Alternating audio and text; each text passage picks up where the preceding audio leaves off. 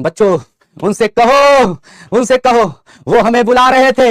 अगर हमारे मन में पीड़ा थी बच्चों, हमारे मन में जो भी पीड़ा थी, हम जिसकी वजह से वहां नहीं जा रहे थे, हमने साफ साफ पोस्ट किया था इंस्टाग्राम पे, पोस्ट किया था।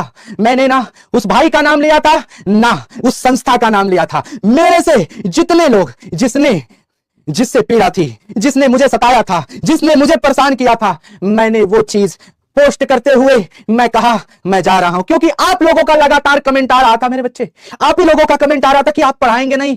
मैं इसलिए मैंने वो पोस्ट डाली थी और मैंने कहा था बच्चों कि मैं इसकी वजह से नहीं आ रहा हूं। मैं बैठा था, लेकिन ये बुला रहे थे। ये जिस तरीके से उस दिन ऐप में आए और हमें सब टीचर्स मिले, हमें अच्छा लगा, परंतु इन्होंने जिस तरीके से बच्चों के मन में, आपके मन में ये डाल दिया कि वो बिक गए हैं। ऐसा किस सबूत पे बोले, किस आधार पे बोले कि वो मैं बिक गया हूं? अगर वो किस आधार पे बोले, उनके बुलाने का तरीका क्या ये सही था?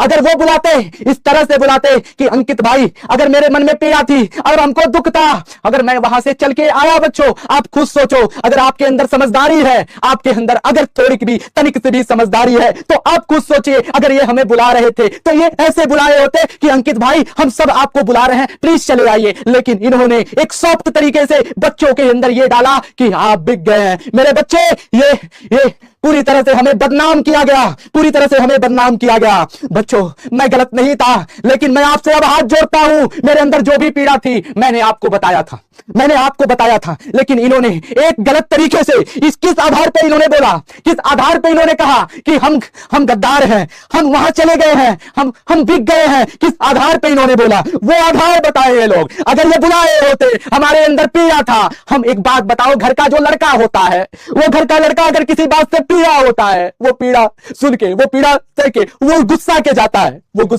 है, तो उसके क्या माँ बाप ऐसे मनाते हैं,